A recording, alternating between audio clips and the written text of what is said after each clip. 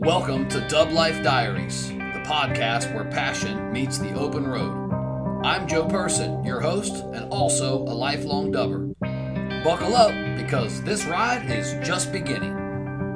This podcast is sponsored by Volksmania magazine. Good times, great cars, awesome Volksmaniacs. Visit Volksmania.com to learn more about this class-leading VW magazine.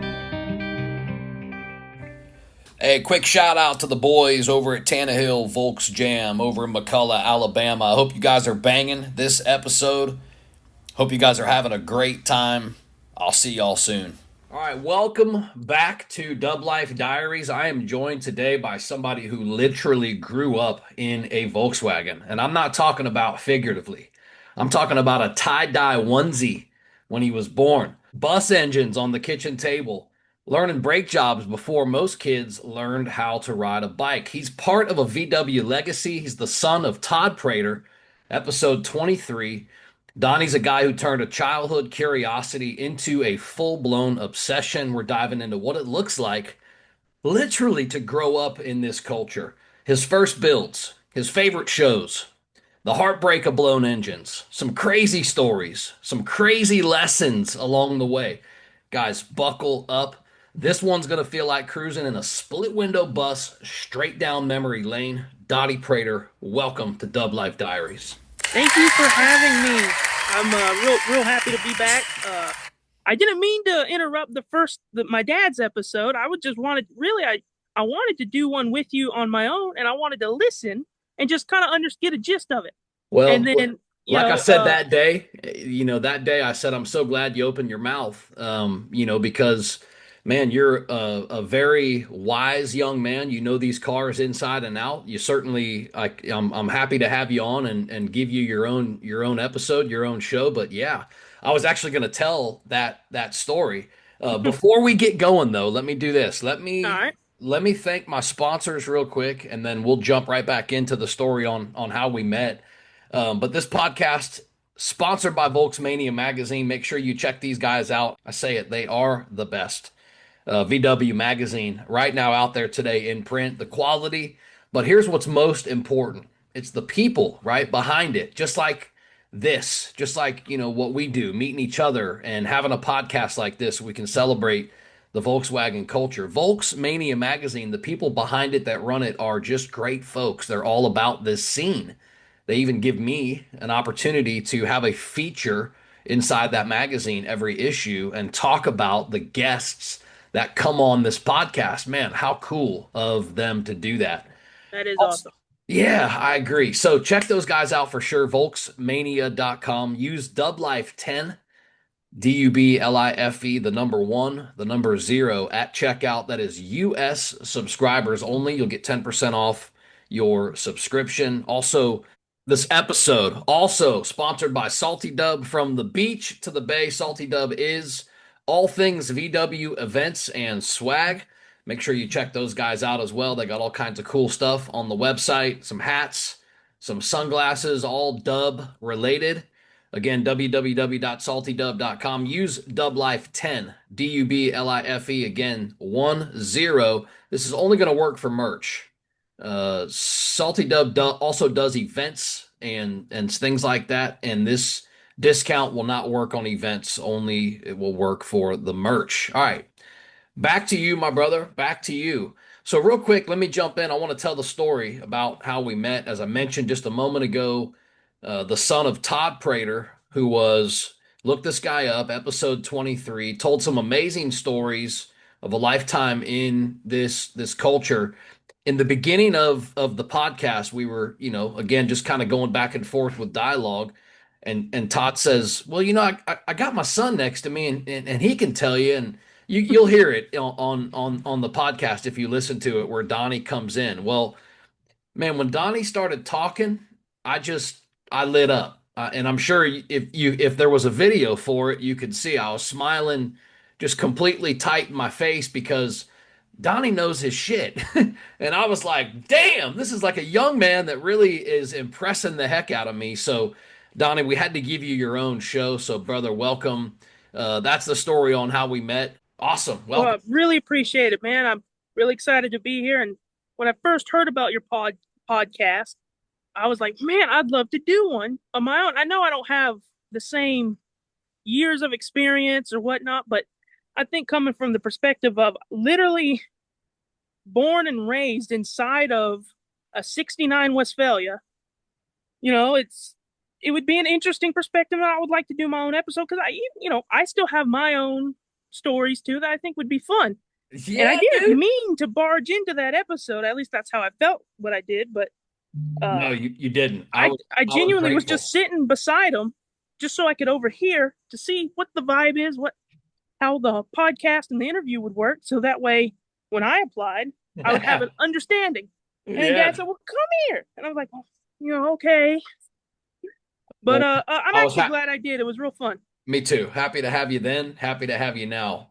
So tell me about the tie-dye onesie. Were you really born? And when you came home, your dad put you in a onesie that said future VW driver on it? No, I didn't come home and he put it on. He put it on like 5 minutes after I was born in the hospital.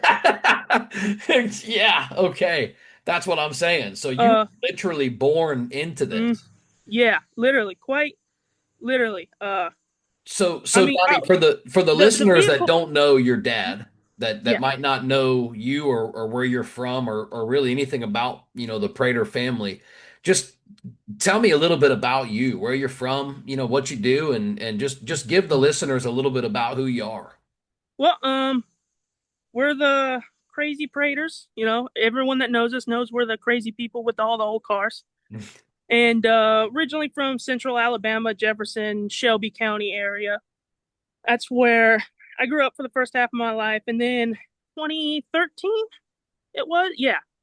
Dad moved to Dallas County in Selma where for a radio job, and now he's doing news reporting for a local newspaper. That's where a lot of it really took off.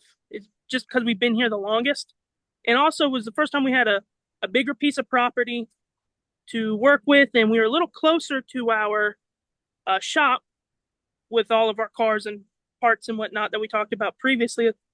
And so we were able to go up there and do stuff or grab whatever we need and come, So my whole life, there's been Volkswagens and not just Volkswagens. I'm not just a Volkswagen snob. I love anything old and cool that makes cool noises.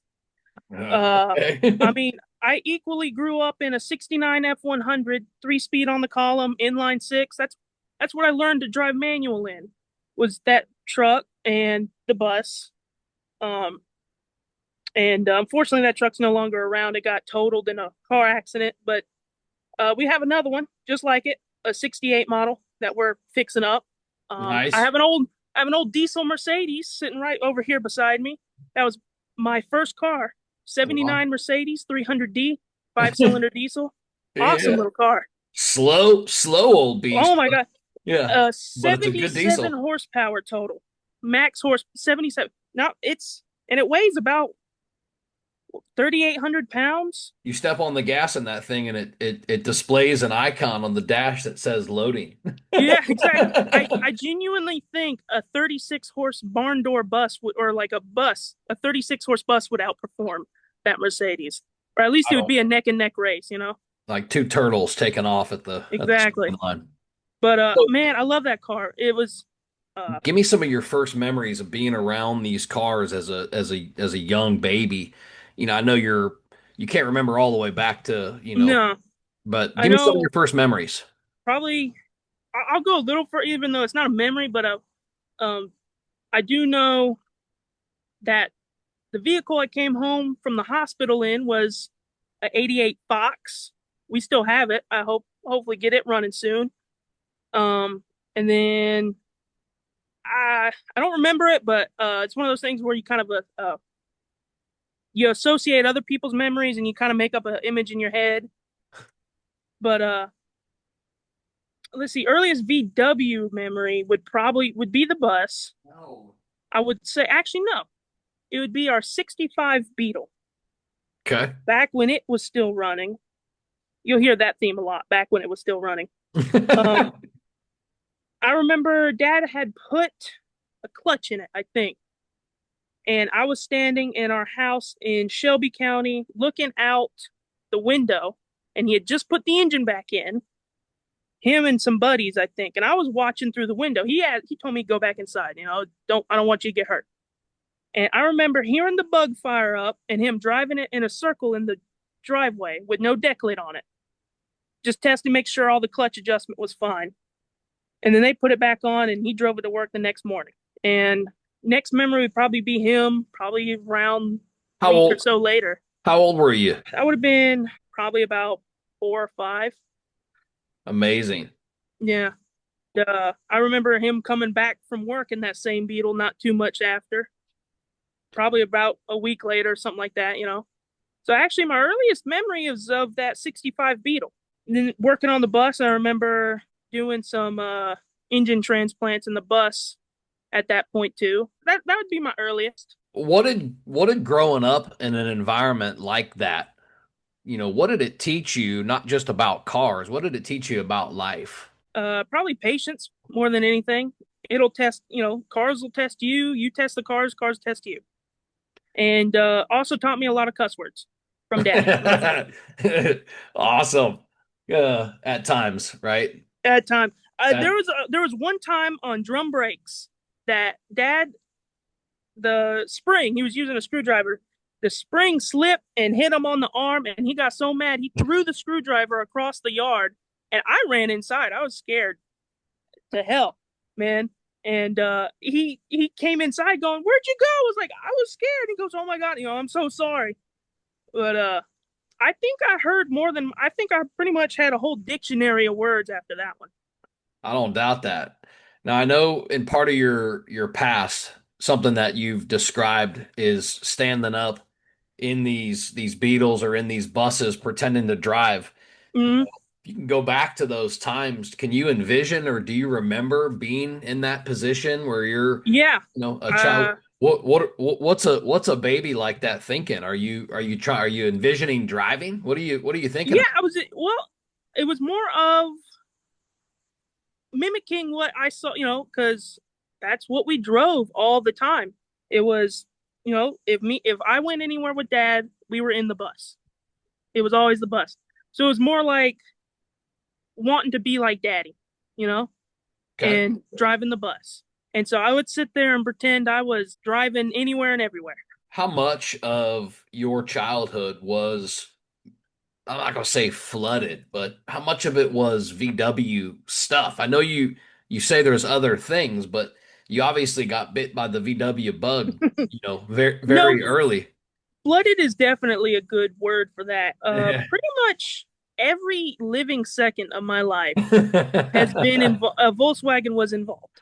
Yeah, I that mean, that's so you could crazy. say, but you know, maybe in passing, but like I would wake up when I was going to school. I'd wake up at that point it was 5 in the morning because the bus got here at 6:30, and I was around the same time Dad would be going to work, and I would hear the but the my first memory every time waking up was hearing the bus start up and Dad driving to work, and then I get home and only about an hour later it's the bus coming home from work. Always an air cooled come driving off to work, back to work every single day. Wow. I mean, that sound. You know what Yeah, it is. I know what it is. That sound is ingrained in you. Now, on the it's gotten mechanical so side, bad that I can hear it from about 2 blocks away. I actually that's awesome though. it was a Christmas parade that we were at. Out of nowhere, I just had I could smell it. I could smell the horsehair. And I looked at Dad and I go, I smell a Volkswagen. And he said, "Yeah, I do too." About 5 minutes later, a beautiful, unrestored 70 Beetle drove right by. I could hear it and I could smell it. Amazing right there. Yeah. Now I know in your childhood, you started with this on especially on the mechanical side by handing tools to your dad. Yeah. At what age were you when you were able to start, maybe working on something yourself? Let me see. Let me think. Probably around, I was like, 7, 8, 9, 10, around in there. Probably like 8 or 9 is when Dad he'd like, okay, all right, do it. He showed me how to do it on one side, you do it on this side. And then I would do it, and he'd just go back, make sure I got everything tight enough, and that was it. That's crazy because that's so young, but that's also so awesome, you know. Was this the first brake job? Yes, that was Yes. probably the very first time I did any actual work. It was Yeah. Let's talk about that. yeah, so it was, what was it? 2000 or '01 or 99, around early 2000s, Oldsmobile Intrigue. It was, I remember it vividly. Kind of a dark metallic, that dark metallic GM green, tan interior, leather, super comfy car. It needed brake pads, four corner disc brakes, so easy, clamshell style calipers where you undo the bolts and it just slips right off. I was actually 4 years old at that time, and I put in new pads on it. So how much Put how in much of your knowledge base that you have now though is taught by dad versus, self-taught or, what you picked up out of manuals? um I'll be honest, it just started with dad. He more of the wrenching, lefty loosey, righty tighty, how some of the stuff goes together. Mostly Volkswagen stuff because that's all what we normally worked on at that point. But I always wanted to read into it more. And so it started with the manuals. I would look through them, and I love exploded diagrams. Those are always my favorite. And seeing Wiring? how everything interconnects and is Wiring? put together, and wiring diagrams too. That was a bit later, but um I would just sit there and follow the directions, and I would look at the photos and just picture it in my mind. And I've told some people this. And I think a part of big help is I can render a 3D object in my mind sometimes. I can visually see it. It's like a computer animation almost. See how it all connects. And so I would look at the photos and envision it all connecting together. And so I guess I also just have the brain for it, but a lot of it was reading those manuals and the YouTube videos, Google searches, stuff like that. Yeah. Well, Probably majority of it. I would say that the bulk of it is going to be your gift and your brain. All of us are different.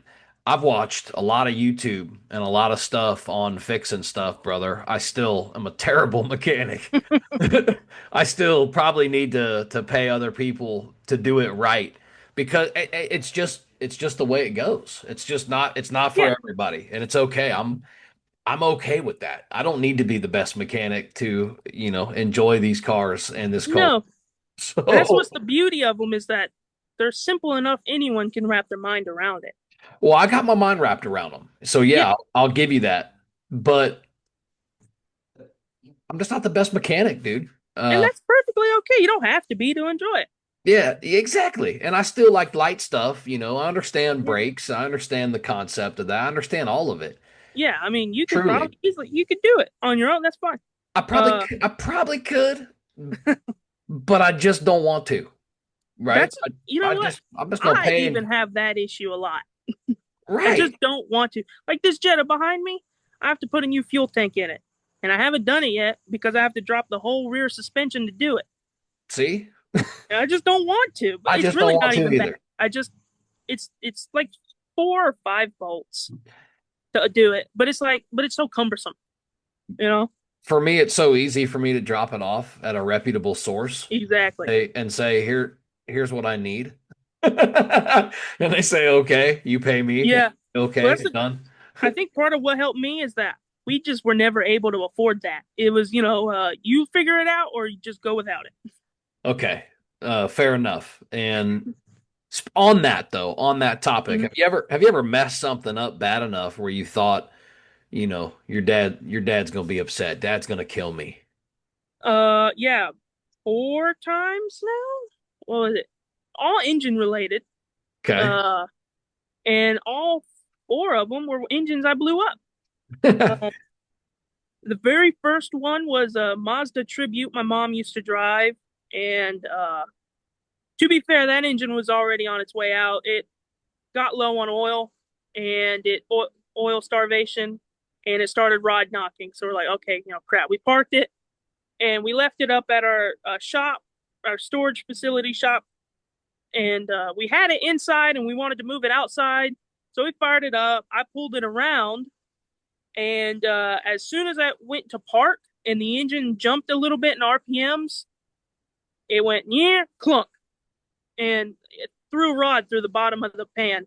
And I was like, oh crap, I just blew up completely the engine. I mean, it was already bad. It had a horrible rod knock, but now it's stuck there. And it hasn't moved since. It's still sitting in the same spot. Um, Second one, engine that we had in the bus for about 12 years. And I always felt kind of bad, although I don't think it was my fault, but I felt bad because we went on a trip to Biloxi, Mississippi. It's a 4 hour drive one way, so 8 hours total. And we went in the bus and we had our backup vehicle in case anything happened. And so everyone had a comfy seat. And I drove the whole way there, and we're doing 65, 70 on the interstates in the bus. And it was perfectly capable. Well, we got back. Weekend was perfectly successful, went flawlessly. We get back, and Dad goes to drive it to work on Monday, and he leaves for about 2 minutes and comes back, and it has a horrible rod knock. Oh. And so I'm like, oh crap, I blew up the engine in the bus because I was the last one to drive it. Come to find out, something fell into one of the cylinders. And I don't know what it was, but something fell, I think from the carburetor, fell into one of the cylinders, and it was just slamming up against the head and the piston. So actually, the bottom end's still good on that one. I'm gonna probably build it and put it back in the bus eventually with a little bit popped up performance. And then the engine after that was an engine. It was the first engine, air cooled engine I rebuilt myself. It was one we had lying around that needed a freshen up. I split the case. I put Engel W100 cam in it. I put 87 millimeter pistons, bumped it up to a 1641, and a dual barrel Weber. And that was a sweet little engine. But the heads that we used were used. They were used heads. I've put the first set, that engine was running fine until the generator went out. I had to replace the generator with the engine still in the bus. I didn't want to take the engine out. That was my downfall. Because you have to take the intake manifold off to do it, to get enough so the generator can come straight backwards. And I took a hose clamp off of the carburetor and set it on the little pedestal. On these bay buses, there's a pedestal where the oil bath air filter would go. Well, we don't have that oil bath in it anymore.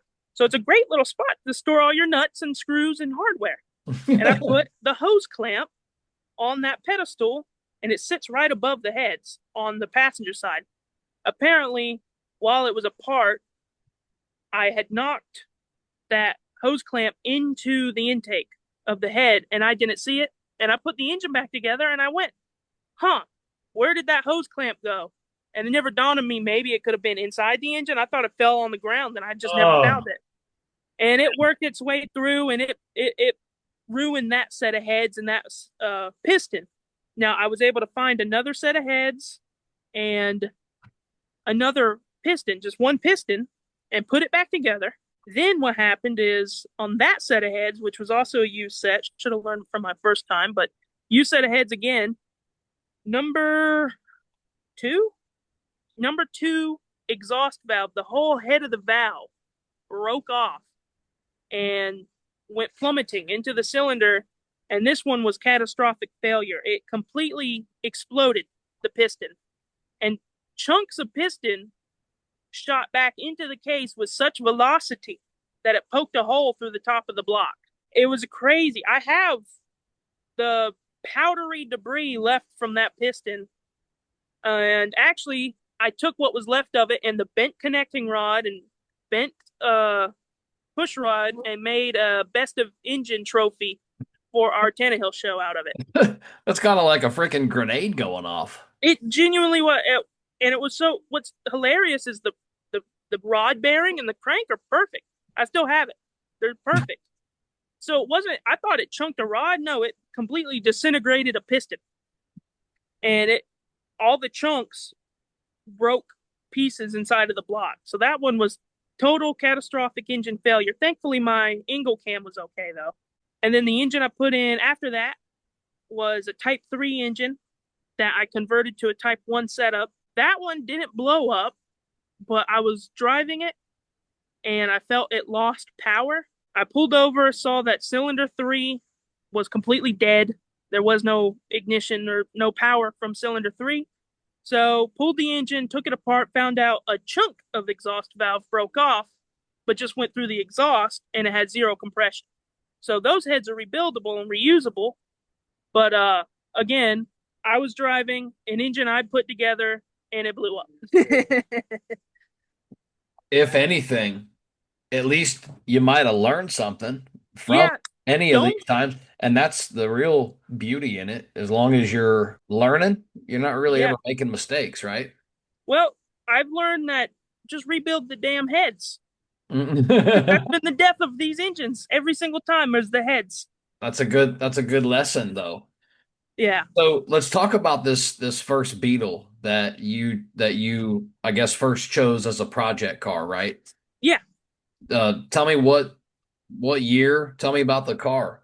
Why It's that one? a same red 65 Beetle that I mentioned earlier, my Okay. earlier memories. Um, it was parked around 2011 due to engine that was worn out to the point of the crankshaft had a ton of slop in it and the transmission went out. And so it needed an engine and a transmission. And we got a parts car. I remember that was another one of my earlier memories. We bought a parts car with a good transmission. Or given to us. That's right. Yeah, given to us. But we never found an engine for it. And we never got around putting the transmission in it. So it sat. And it was always a we're gonna get to it. We're gonna get to it. And we never did. But around 2020, when I turned 15, I was like, okay, for my 16th birthday, when I do my license, this is also early 2020, before COVID. When I get my license, uh, I want to take my test in that Beetle. And so I bought all the brake parts, I bought whatever electrical wiring stuff I needed, and I put the transmission in from that other Beetle that we acquired, new bushings, rebuilt the front end because the front end was completely worn out. I also used the front end off of that parts Beetle. Had a almost brand new front end. Apparently, the owner said that they had gone through it right before that car was parked, so I got lucky there. Brand new, fresh front end, all new brakes, and I was starting to do some sheet metal work How needed to be old how replaced. how old were you here? 15. How the heck how'd you learn to do all this at 15? You're talking about replacing transmission, suspension, brakes, the engine. I mean, dude, Well, now it you're all doing goes metal work. it all goes back to the dad teaching me on the bus when we were a lot younger. I helped him replace the front beam and the transmission in the bus. Partial that, partial just looking through the books. But also on those rear ends, the transmissions are only held in with like 10 bolts, and the whole thing comes out. The front beam, I didn't replace the whole front beam because the beam that was in it isn't adjustable and it's lowered in the front. So I just took the trailing arms that go in the sides. I just slid them out and slid them into my beam that was already in the car.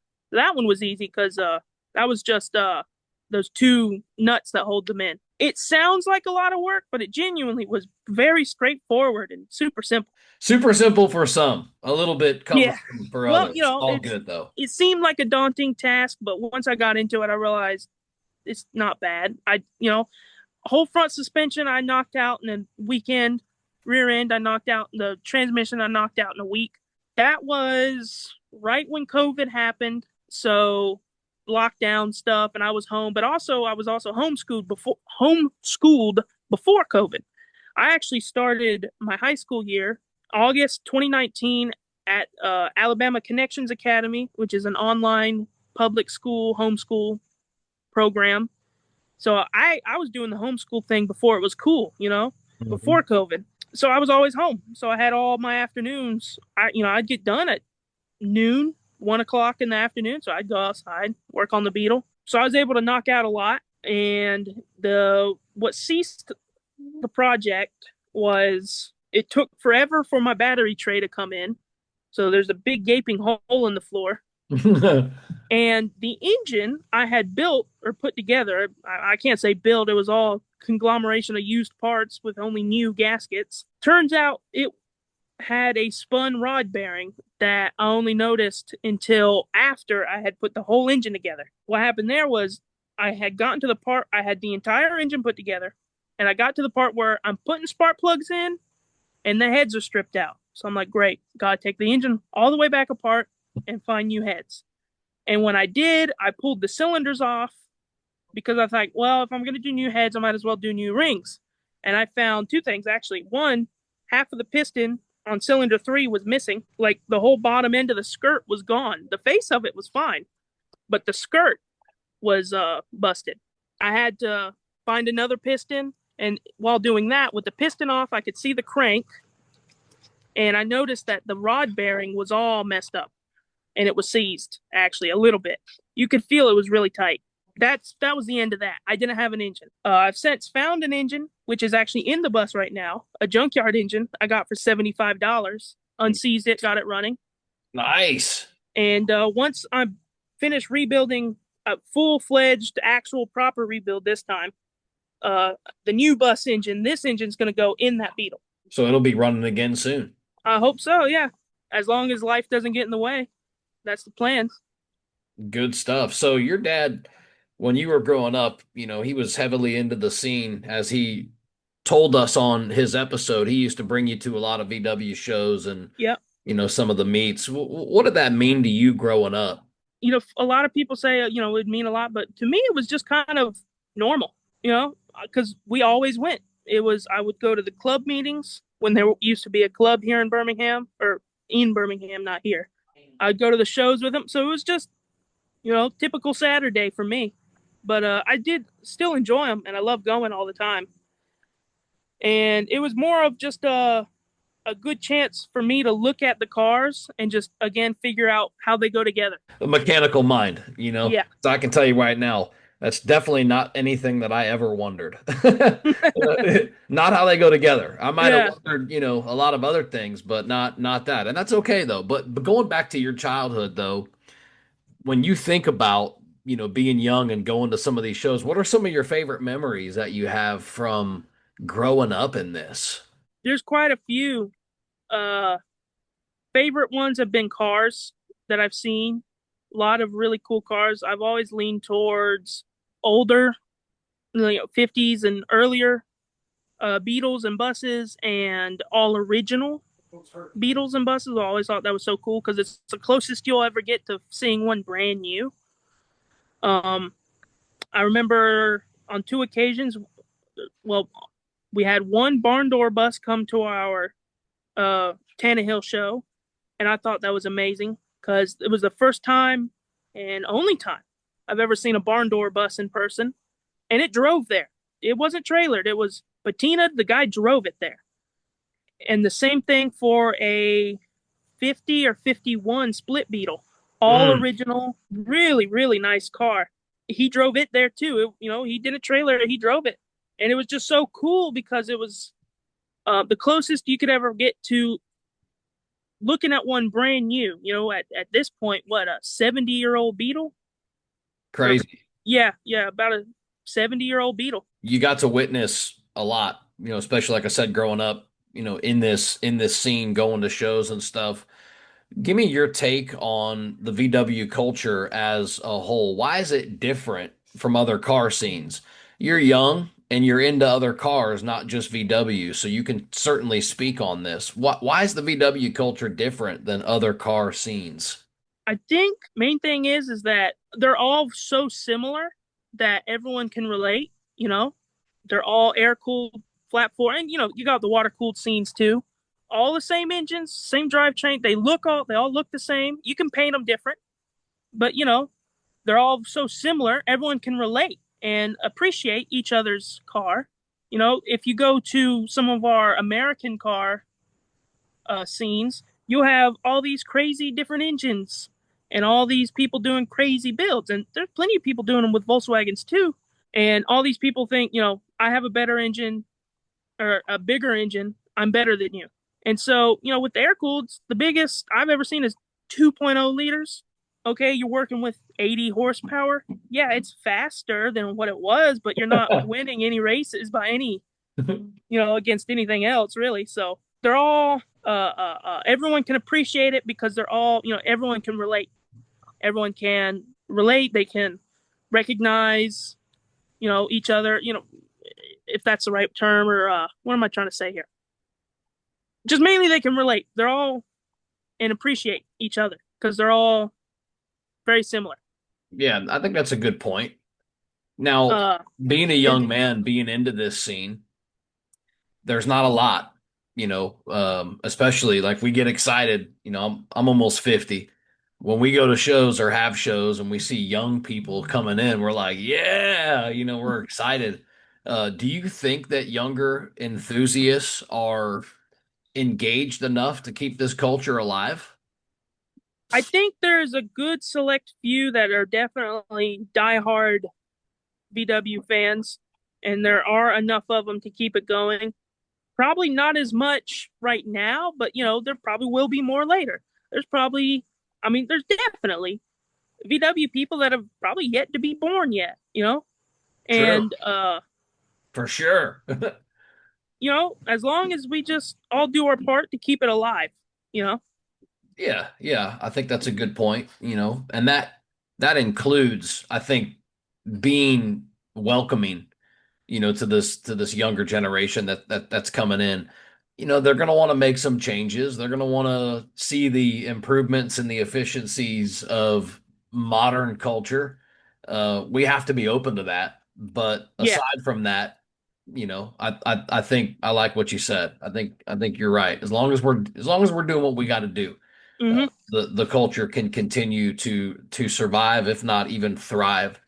So let's shift gears just a little bit. I want to talk about your personal Jetta that you got behind you. That's an Yeah. 83, correct? Yes, sir. 83. Yep. Tell me a little Bought it bit myself about with my own money. awesome. Congratulations. Tell me a little bit about this one and if is it rare to find an 83 in the condition this one's in? Give me a little bit of the backstory. Most definitely. It is probably single-handedly the cleanest, most original, most unmolested Mark One water-cooled Volkswagen you could find, especially a Jetta. Jettas already in the Mark One era are super rare because I only made them for 4 years.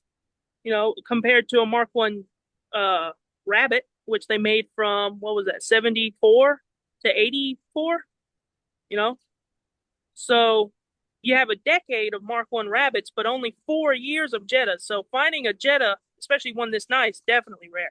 There's zero rust in this whole car. All original upholstery with no rips or tears. Wow. Um, all original drivetrain. Uh, with 400,000 miles on it too, and it really is. The guy drove it from Florida to Tennessee, and I think Florida, Tennessee. I think he was in the Dakotas. He drove it to the Dakotas. I remember seeing something about the Dakotas in my paperwork. Wow, man. So he definitely drove it. I have right here actually one of the neatest little finds, a corncob pipe that I found in the glove box from Missouri. Dude, look at So that. I mean, he drove it all over the country, but he kept such good That's cool. state. Cool little He kept. artifact that Oh you yeah, have that. Keep that. I think we heard about that on your dad's episode. yeah. I remember mentioning it, but I thought I'd show it Yeah. off here since I Yeah. have it. I Awesome. have all the original paperwork too, Oh, nice, the man. original Yeah. warranties and the warranty manual, the owner's manual, So all the original paperwork, what's the and the plan? and the original title and bill of sale. Amazing. You got a gem for sure. What's the plan for it? What you gonna do? I want to fix it and drive it. I just want to put another 400,000 on it. And Now, have probably the highest mileage Jetta in North America. you gonna keep it stock? Definitely. Unless if the engine blows up, then I'll probably put a 1.8 slightly modified, kind of like a GTI engine, maybe a little Yeah. more. Sweet, Uh, man. but I don't want to take too much from its originality. It survived this long. Who am I to change it now? Now you said in the beginning of the podcast that I think the plan here for is to debut this car at Volkswagen, right? Yes, I'm working on it right now. I just finished mine. What is it? About $1,000 worth of parts Wow. to go into it. It's all new fuel system, all new brakes, what little wiring I need to do, whatnot, but it's brand new everything. Very nice. I'm planning on just getting it daily drivable. What would be a dream build for you if you had all the time and all the money? All the time and all the money for the Jetta or just at period. Period. I would probably have to have 20 different Volkswagens to do all of it, you know. But number one, probably be some sort of really neat 50s bus, logo panel or just a logo 11 window. I've always loved logo buses, especially panels, but I really love just any logo bus, period. I would love to find an original, one of those you find in a junkyard and you just barely make out what it says on the side of it. And, you get it, you clean it, you bring it back, make them more legible, something like that. I love patinas, so keep it patinaed. That would probably be a dream bus. A dream Beetle is similar, just a really nice, all original Beetle. Water cooled, because I do love the water cooleds too, and I would definitely have to have one with like this Jetta. If I ever had my way with it and I didn't have as much of a conscience, I would probably do hopped up GTI 2 liter or something like that and make it like a pretty fun little rocket. Yeah, they're already fun, Oh yeah, So, but yeah, making it unsafely fast, that'd be pretty cool. unsafely, yeah, definitely. That'd be pretty cool. I got a question for you, and I know it's a whole lifetime for you. So I know when I say this word deep, it really resonates differently with you. But why do you think the VW scene connects people in such a deep way? I think because they were just so popular, everyone has experience with them. So Everyone has a everybody's got a story. story. Yeah, Yeah, everybody's got a you story. can, especially when you drive them and you go to a gas station, you always hear someone going, I had one in high school. I wish I had never sold it. My buddy had one in college. My Yeah, parents had one. You amen. always hear it. And Dude. you, you, it's everywhere. Anyone and everyone has a Volkswagen story. So And so, kids your age that are getting into classics, now, what advice would you give, the late teen, early 20-year-old guy that, might not be part of the dub scene right now, but maybe looking to getting into it? I would say if you get a project, just try to get it running first. Don't try to make it perfect. I see a lot of people putting so much time and money into them that they will sit forever in the garage and then they'll start to lose interest because they never get the joy of driving it. So just try to get it running, make it drivable, and then tinker with it along the way. It might take a little longer, but you're going to enjoy it a lot more. I would say definitely, be realistic. You're not going to find the perfect out there. They've all been beaten up. They've all been sitting in fields rusting. Or if you find a nice one, it's probably still going to have issues. They've all been dogged. So don't get your hopes too high. A lot of people buy it and then it starts breaking down and they, oh, this piece of crap. I don't want it. Understand that the cars are 40, 50, or 30, 30, 40, 50 years old. A lot can happen. So Yeah. be patient. Again, just the patience. Be patient. Give it the love that it deserves. Well said. Well said. All right, I got some rapid fire questions. These are questions that demand a fast response. So I'm going to roll through these questions real quick. You ready for them? Yes, sir. All right, out of all the VWs that you have at the house or at the shop, what's the first one that you'd save in a fire? The bus, Heinz, just because that's what I grew up in, literally. And if not that one, the 63 ragtop Beetle that we have. Two awesome cars, and also two that you have intense memories with throughout your Yeah. entire life, which is pretty awesome. All right, Mm-hmm. dream road trip. Any VW, Where are you going and what dub are you taking? Dream road trip, it would be a bus just because the room and you can sleep in it. I've actually been talking about doing it. No particular place. I want to be blindfolded and throw a dart at a map and then just go there. That's a cool statement. So I had a an entrepreneurial type dude that I worked around about 2015 ish, and he started an HVAC company that same way. He got Really? yep, he got blindfolded and he threw a dart at the map and it landed. It landed on a little town that you're going to be familiar with when I say it. Millbrook, Alabama. Really? Yes, sir. And he came and he started there now in Millbrook. They're still there. And Yeah, I've heard of them. Yeah. yeah, they serve the whole river region area there. Prattville, that whole area right there was Yeah, I mean, that's I only actually 40 minutes from me.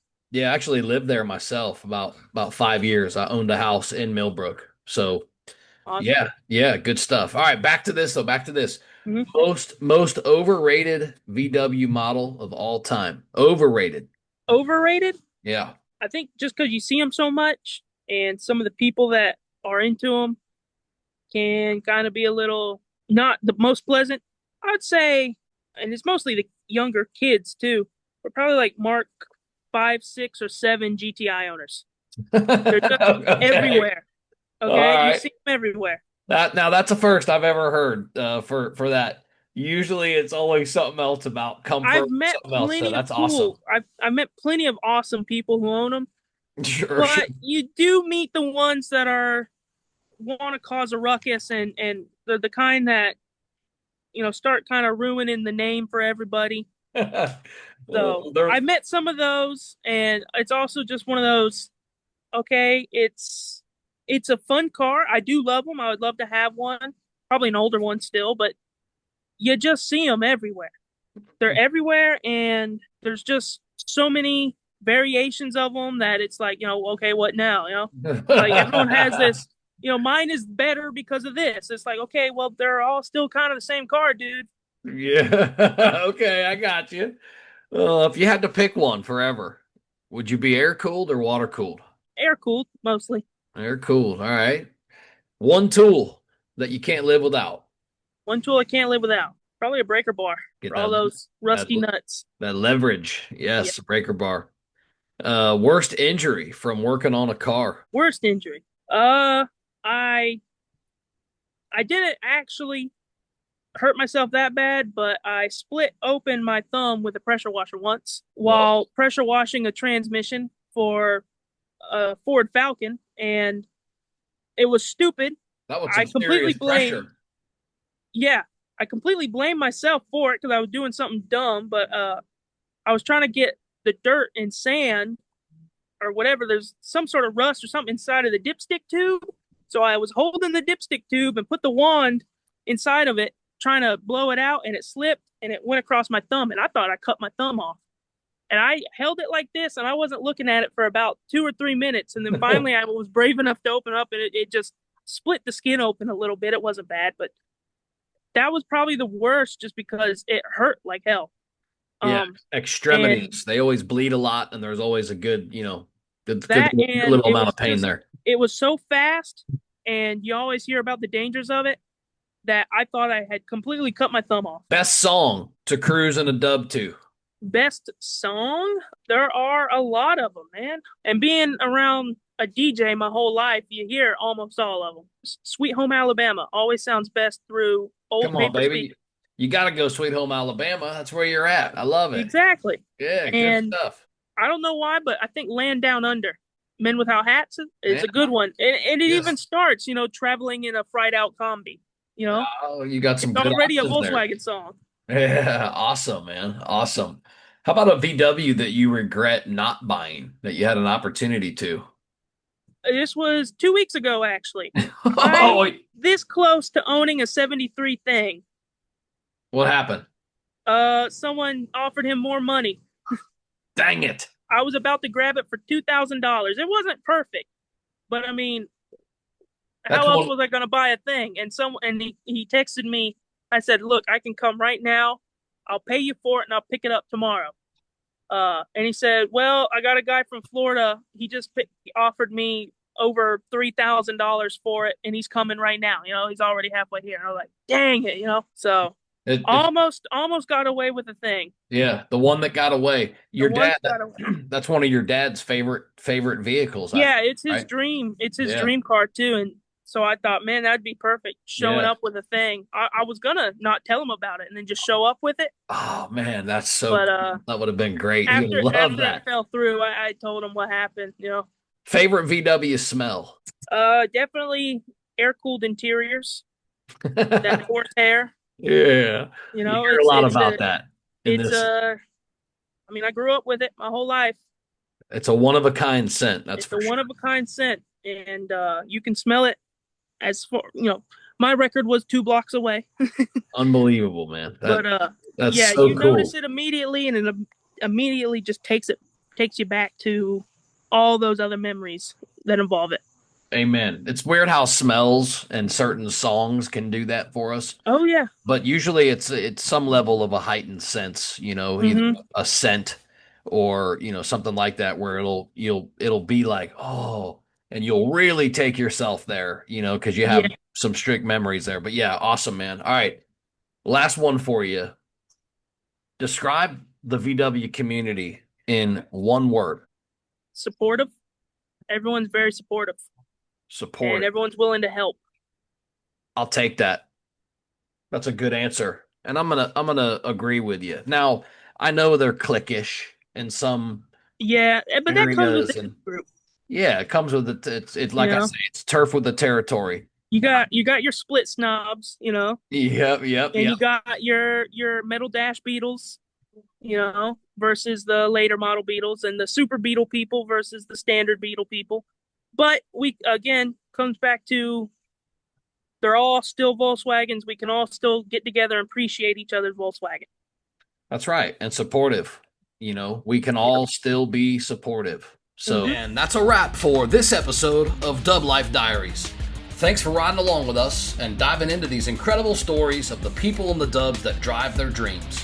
If you love today's episode, don't forget to subscribe or hit that follow button so you never miss an adventure. Do you have a story to tell or know somebody else who's living the dub life? Awesome! Reach out to us. You can find us on all socials at Dublife Diaries or shoot me an email. I'm not hard to find. dublifediaries@gmail.com. Until next time, keep the engines humming and the wheels turning, and always follow the road that inspires you. This is Joe Person. I'm signing off. I'll catch you on the next ride.